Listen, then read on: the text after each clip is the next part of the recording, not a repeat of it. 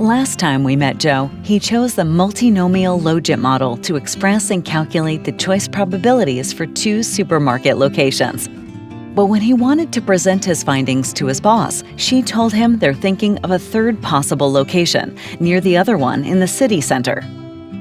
Joe knows he has to be careful here because of the so-called IIA, a distinguished property of the MNL.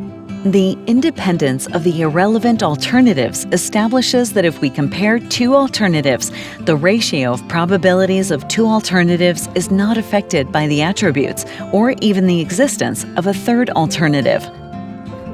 Joe's first instinct with the now 3 possible locations is to split the probability of going to the city center location in half, while the probability of going to the supermarket right outside of town remains the same.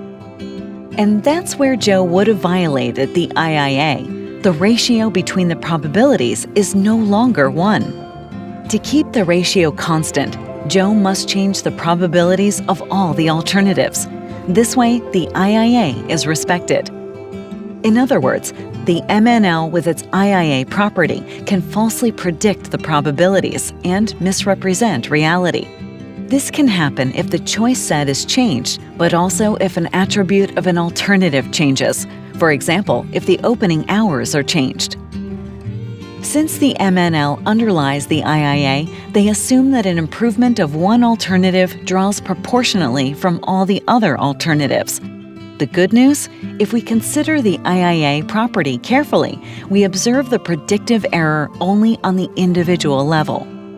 Luckily, in forecasting, like in Joe's case, we're more interested in aggregated measures like market shares. Wait, market shares? Up until now, Joe was only looking at choice probabilities at the individual level.